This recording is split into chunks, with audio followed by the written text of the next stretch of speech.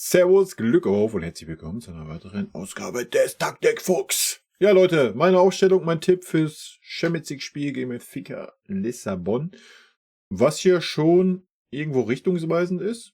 Bevor wir da reingehen, wie immer der Hinweis, wenn euch gefällt, was ihr seht, lasst gerne ein Abo da. Damit unterstützt ihr einfach das, was ich hier so tue. Ja, wie ich schon sagte, ist ja schon für die Champions League-Geschichte für uns richtungsweisend. Ich denke, wenn man immer noch das Ziel haben sollte, unter die ersten 8 zu kommen, wird man jedes Spiel gewinnen müssen, sehr wahrscheinlich. Ja, in den Spielen, die wir noch haben. Ansonsten, ja, sollten wir Punkte lassen, müssen wir uns halt damit begnügen, dass wir nicht unter die ersten 8 kommen und dann halt noch eine extra Runde spielen müssen, um uns dann für die K.O.-Phase zu qualifizieren. Ja. Von daher gehen wir mal rein. Ja? Also erstmal mein Tipp ist natürlich 3:1. Ich gehe davon aus, dass wir das Spiel gewinnen werden, obwohl portugiesische Teams ja in der Regel defensiv stark sind, aber ich glaube, ist jetzt auch keine Übermannschaft.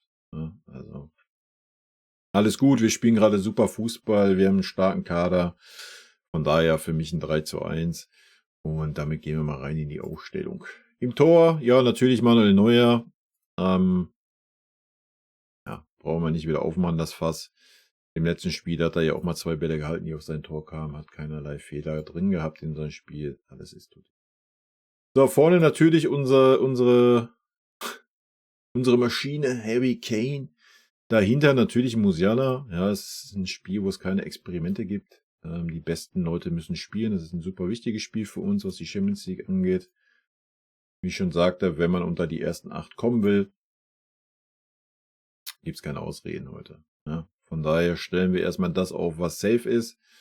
Und dann gehen wir gleich mal auf die Position noch drauf ein, wo es vielleicht ein bisschen Wahl der Wahl ist. Ich denke auch, die Doppel-6 wird mit Kimmich Palinja ablaufen. Ich mal ein bisschen höher mal. Viererkette ist natürlich die rechte Verteidigerposition offen. Ansonsten gehe ich davon aus, dass ein Davis hinten links spielt. Ein Upa und ein Bilden natürlich die Innenverteidigung. Ja, und da seht ihr schon, die einzigsten Positionen, wo es ansatzweise interessant ist hinten rechts und vorne links. Alles andere sollte sich meiner Meinung, zumindest in meinem Selbstverständnis, von alleine aufstellen. Ja, weil es einfach die sinnigsten Spieler sind, die gerade auch die stärkste Form haben. Ja, man könnte natürlich jetzt überlegen, wieder Kimmich hier hinten rechts reinzuziehen. Macht jetzt vor so einem Champions League-Spiel keinen Sinn, so eine Umstellung. Erst recht, weil sich das so langsam aber sicher ein bisschen einspielt mit ein paar Linien. Von daher bleibt das so. Die Frage ist jetzt, stellt man Conny Leimer hinten rechts, stellt man Rafael Guerrero hinten rechts oder sagt man stellt sogar einen Asno hinten rechts. Ja? Guerrero war leider enttäuschend, muss ich sagen, jetzt im Spiel. Conny Leimer ist für mich alles, aber kein Rechtsverteidiger. Und von daher würde ich knallhart Adam Aznou als Rechtsverteidiger bringen. Ja, wird natürlich nicht passieren, ist aber auch nicht schlimm. Als Alternative trage ich mal einen Conny Leimer ein. Ich gehe davon aus, dass ein Conny Leimer aufgestellt wird. Statt ein Rafa Guerrero. Linke Außenbahn, ja. King ist ja gerade ein bisschen in aufsteigender Form. Gnabry ein bisschen in absteigender Form. Wir haben auch noch einen Leroy Sané, der natürlich auch über die linke Seite kommen könnte.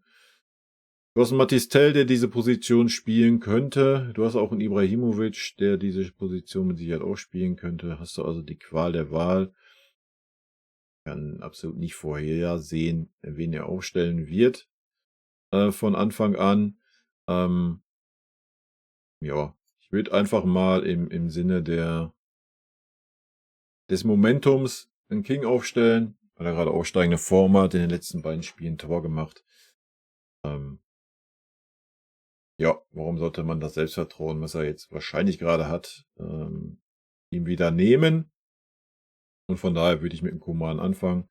Hängt natürlich auch immer davon ab, wie fit ist er und so weiter. Das sollte ja klar sein. Ja, ansonsten haben wir natürlich genug Alternativen. Wir haben da einen Ziyech, wir haben hier einen Leroy.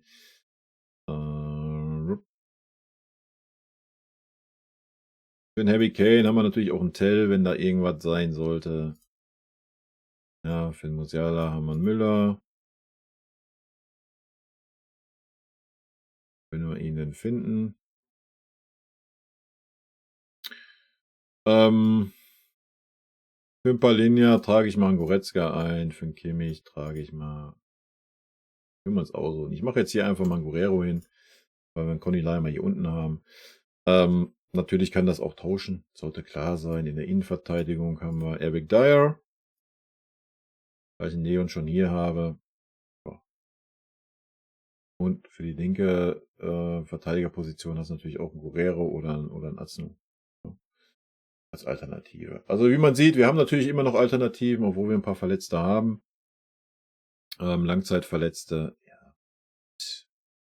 Wie gesagt, es gilt jetzt keine Experimente zu machen. Wir haben die letzten Spiele stabil gespielt, wir haben gut gespielt. Und das gilt es jetzt einfach in der Champions League gegen Benfica auch zu zeigen. Es ist ein Heimspiel, das muss gewonnen werden, da gibt es nichts zu diskutieren. Und wie ich schon sagte, erst recht, wenn man noch unter die ersten 8 kommen will, gibt es keine Experimente. Ja? Und ja, aktuell mache ich mir aber auch keine Sorgen. Ja? Ich bin da guter Dinge, wie gesagt, 3-1. Es kann aber auch natürlich, wenn wir uns eben rausspielen, wieder ins Bodenlose gehen. Ja, da brauchen wir ja auch nicht drüber diskutieren. Ich kann Benfica nicht einschätzen. Ich habe von der Mannschaft nichts gesehen bisher. Also von daher lasse ich mich überraschen. Von daher bleibe ich bei meinem humanen 3-1 Tipp. Ja, und dann werden wir sehen. No? Leute, kurz und schmerzlos. Rot-weiße Grüße gehen raus. Haut mir gerne euren Tipp rein, eure Aufstellung. Und in diesem Sinne wünsche ich uns morgen ein gutes Spiel. Mit natürlich hoffentlich einem positiven Ergebnis für uns. Haut rein. Vielen lieben Dank für euren Support hier auf dem Kanal. Vielen lieben Dank für euren Support hier auf dem Kanal. Und in diesem Sinne, gute Freunde, kann niemand trennen.